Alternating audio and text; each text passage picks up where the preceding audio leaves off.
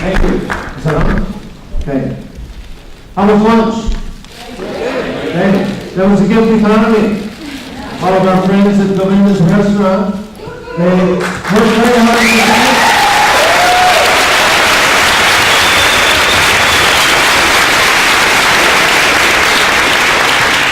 And I'd like to remind you that an important part of the gift economy is reciprocation. So, if you live in the neighborhood, please visit the restaurant, support them, and maybe want to go over and help them sometime. Continue the gift economy. I'd like to make a small correction before I begin. When Martin introduced me, he mentioned something to the effect that I'm going to present the economic view of the Hare Krishna movement. That's not correct. Okay, I'm not presenting any religious ideas. Basically, I'm presenting my own thesis that I've developed from my study of the Bhagavad Gita for 40 years.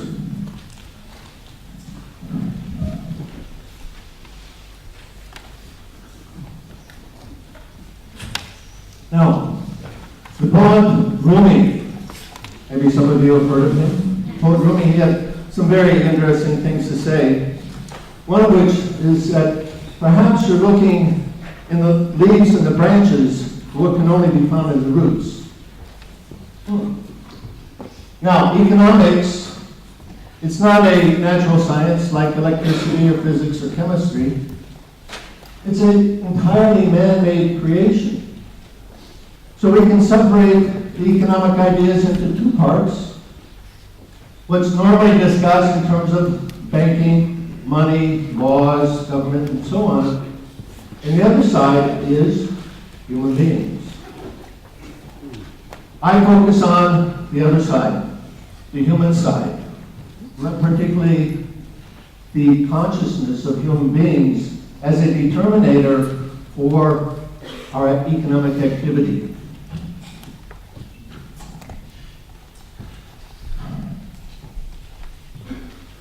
The Bhagavad Gita, which is one of the basic scriptures of the India, presents very universal spiritual truths.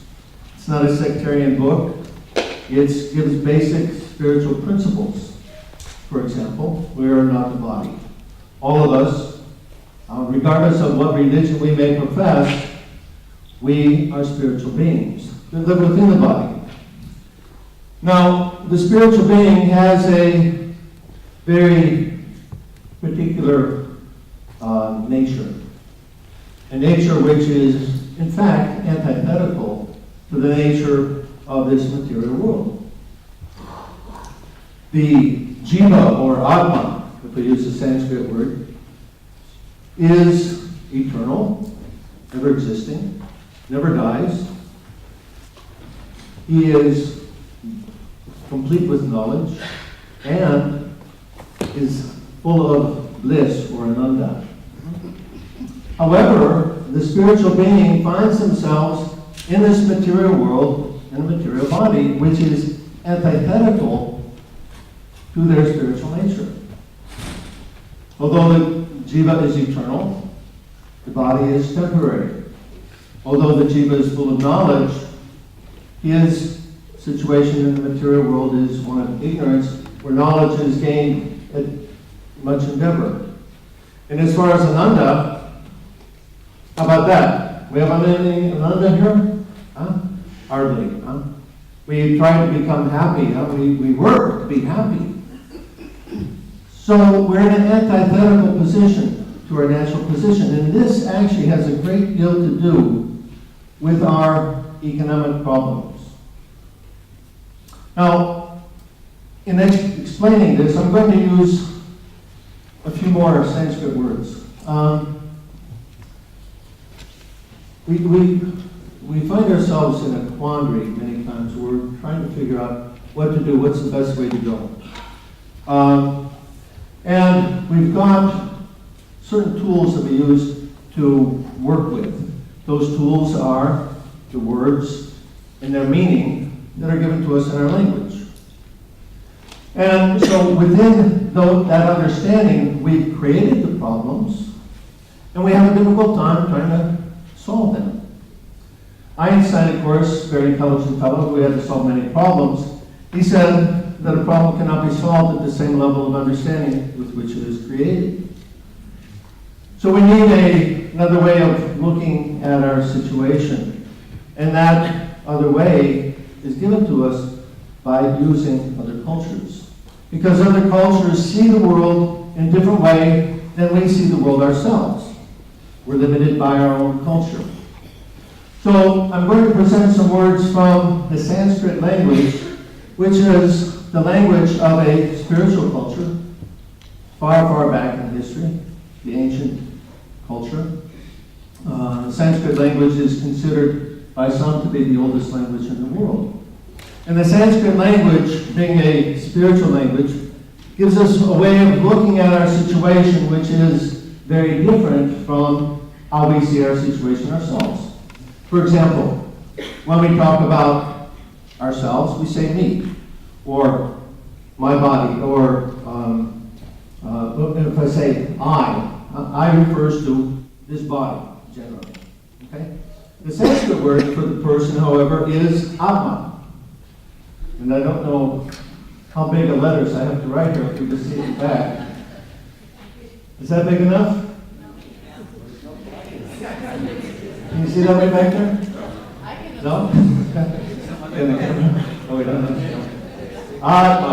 Another pen. Another pen.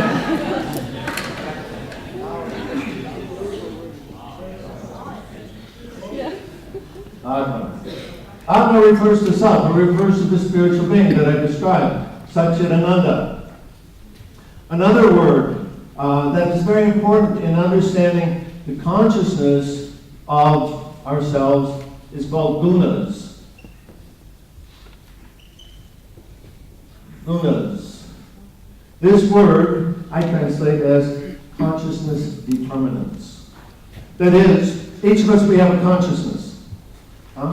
That consciousness is developed by our own experiences in the world, by our interactions with this world. Each of us has a very unique experience in this world, and because of those unique experiences, we develop different personalities, different ways of seeing and understanding.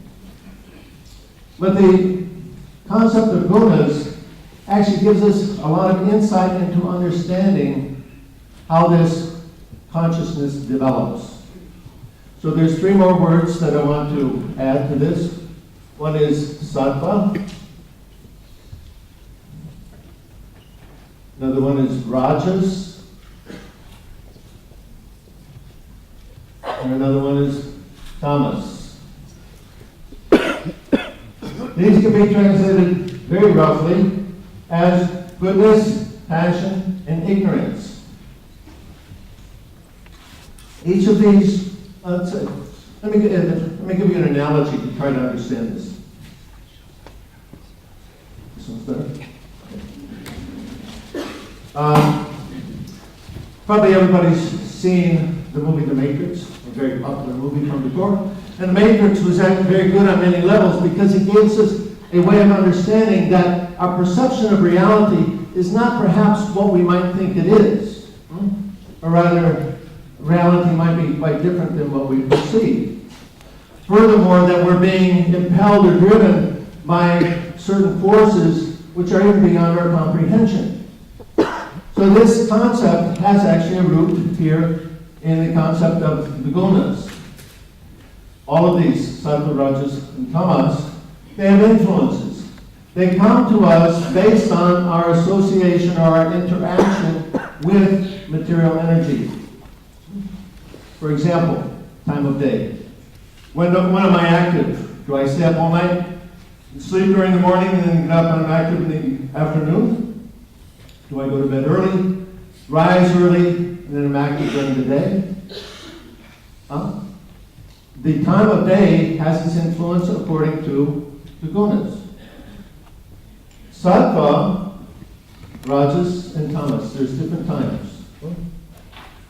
Sattva is early morning, rajas is noontime, and tamas is evening or late night hours.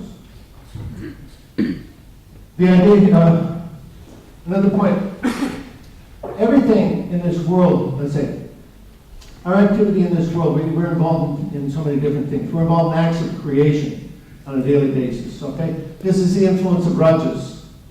We're involved in activities of maintenance. This is the influence of sattva. Or activities of destruction or rest. This is tamas.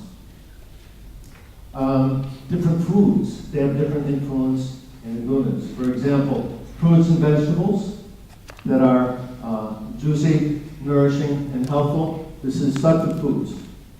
Foods that are spicy, that are agitate the senses. These are foods in rajas.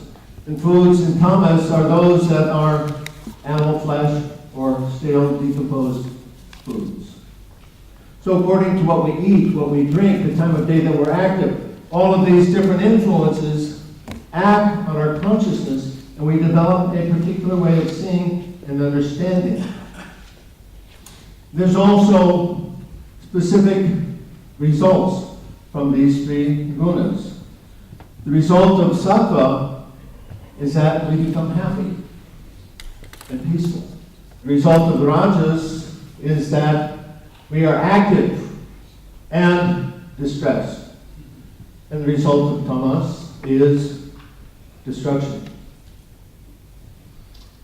By studying the influence of the gunas, we can actually see the behavior of people and in all of its different manifestations. Here in this conference, we're talking about economic behavior. We're talking about a gift economy. Charles writes a lot about that. Gift economy, this is indicative of sattva. In order for one to actually even begin to appreciate participation in a gift economy, there must be some quantity, some measure of sattva. Our modern world is characterized by these two modes, rajas and tamas. Rajas means more. More. I want more. And how much is enough? No limit. You can have all of it, right? We see. Sometimes they want it all. And tamas, this is the economics of exploitation. What we see increasing in the world today. We hear about the Bangladeshi garment workers who were all crushed in the collapse of that building several weeks back. How not only in Bangladesh, but all over the world, more and more people are being exploited in various different means. This is the influence of tamas. In my book, I trace out the history of the development of economics from sattva to rajas to tamas. As Charles was mentioning earlier, some 1,000 years ago or more, the indigenous cultures, they all practiced the gift economy. This means there was more sattva at that time. But as time has continued, the influence of rajas and tamas is increased, and therefore the quantity of sattva has decreased. And therefore we went from a gift economy to an exchange economy, and now coming more and more to an economy of exploitation. So, the title of my speech was Consciousness is the Problem and Consciousness is the Solution. The problem, what's the problem? Somebody has a consciousness of tamagun or rajagun. They see the world in a particular way. It's actually quite impossible for them to see the world in a different way because they're conditioned by this way of thinking and understanding. When they think about increasing economic efficiency, the question is efficiency for who? Who's going to benefit by that? And you've seen, perhaps you've seen the graph, if you chart increase in efficiency over time against the increase of wages, we see that efficiency has gone way, way up, but wages basically remain fairly stagnant. So economy, it's not just enough to talk about the economy, we have to talk about economy for who? Who is this economy for? Who is it meant for? The present economy, constructed by people with the consciousness of Rajaguna and Tamaguna, and set it up in such a way so that they can benefit from the labor of others without people even being aware of it. This is called the capitalist system. There's a certain fraction of people, 1% or maybe the 10%, who knows, their wealth increases more and more, as at the same time the income of the 90% or 99% stays stagnant. So economy for whom? How is this going to change? If we want to change the global economy, what has to happen? We have to, if we want, rather, the economy to work for everyone, there has to be a consciousness of that. This consciousness is prevalent actually only in Sattva. In Sattva, I have an egalitarian way of seeing things. I see everyone else as equals. In Rajas, people see different living beings or people in different bodies in a different way, right? I'll see a person of different color in a different way than I see myself, or a person of different sex. If I'm male, I see female. It's differently than me. I don't see the equality. I'm not as proposed. And in Thomas, that I see people simply as someone to exploit. So, if we want to create an economy that works for everyone, we have to lift up the consciousness. At least the number of, let's say the percentage of people who are participating in the economy, if they lift up their consciousness, then it can shift the balance. Right now, there's a predominance of Rajaguna and Tamaguna. That's how the world is working. And because it's set up that way, most people, they don't have much choice other than to figure out how are they going to simply make a go of it in that system, although they may not like it, they may not appreciate it, they may find so many things wrong with it, but there's not too many alternatives for them.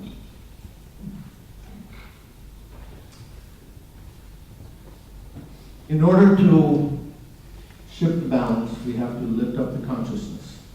Now, there's several ways that can be done. The main idea is that we have to come to sattva. So there's several ways to do that. One is by the food that we eat. As mentioned, flesh foods are tamaguna. Most people in the world today, they eat meat several times a day. And the result of that is it keeps the consciousness of tamaguna.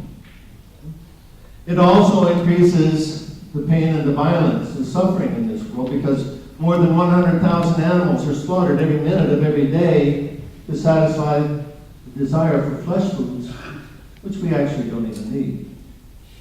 So if we shift to a vegetarian diet, that's the single most thing that we can do, not only for our own consciousness, it will also, the single most thing that we can do as an individual to save the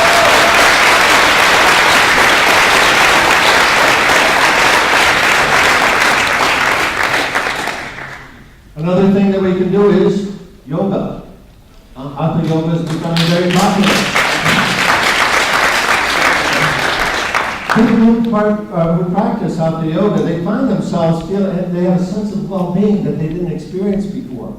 And they just think perhaps that it's the exercise that it's in itself, but actually what they're doing is experiencing the reaction of sattva guna. It gives a sense of well-being, a sense of happiness. So simply by engaging in Hatha yoga, one can shift their consciousness higher into sattva. And then the third way is mantra. What we speak goes through the air and can either purify it or pollute it. Perhaps you've seen the work of Dr. Matsuya Emoto, the Japanese fellow. He's taken water And he'll say different words to it. For example, evil. And if you see this picture of the water, and after they say the words and they freeze it and then they take a picture of it. So by saying the word evil, the water comes out all blackish looking and kind of turmoily. Not very, it looks evil. And then the word thank you or love. You'll look them up on the internet and you'll see it. Very interesting because he's showing the connection between consciousness, the words, and the reaction in water. Now remember that our bodies are, 80% water? And so when we think those thoughts, when we say those words, it's going to have a reaction in our own body, what to speak of the environment. So mantra, there's different mantras that you can use. I have one friend, he got his PhD thesis in sociology by studying the effect of mantra on these gunas. He developed what he called the Vedic Personality Index, in which he could give a numeric value to a person's gunas, okay, based on their lifestyle. And so he did an experiment. He had a control group who chanted no mantra. Then he had another group who chanted some meaningless mantra, something like things go better with Coca-Cola. And then he had another group chanting the Hare Krishna Maha Mantra. Hare Krishna, Krishna Krishna, Hare Hare, Hare Rama, Rama Rama, Hare Hare. Perhaps you've seen our devotees in the street chanting this mantra. This is called the great mantra, the mantra that purifies the ether.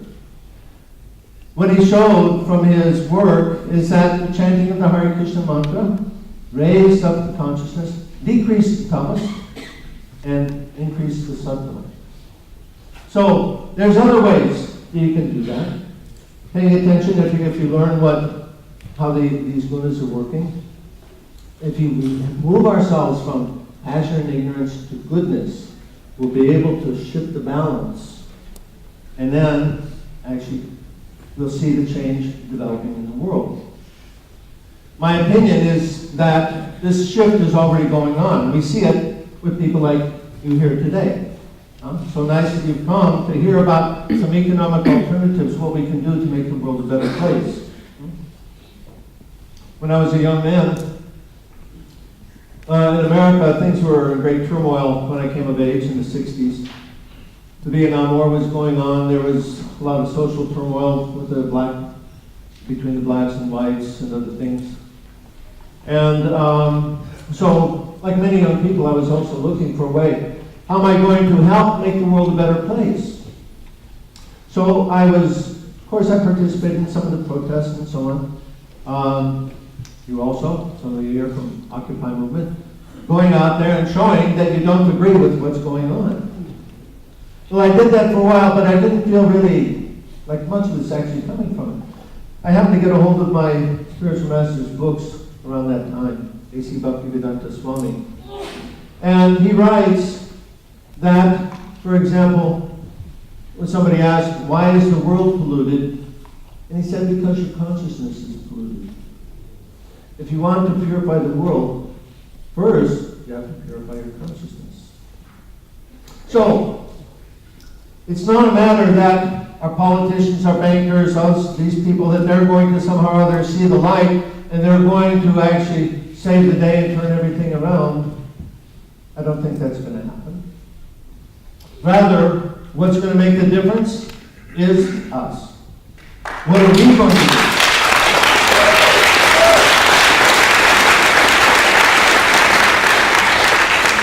What are we going to do as individuals to change the world? So like Gandhi said, be the change that you want to see in the world. We have to understand this point, right? That my own consciousness, if I lift my own consciousness up, that's what I contribute to the world. And certainly I'll affect others around me. So this is what I want to leave you with.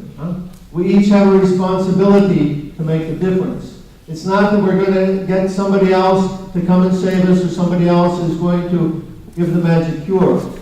We have a very active role to play, both in the problem and in the solution.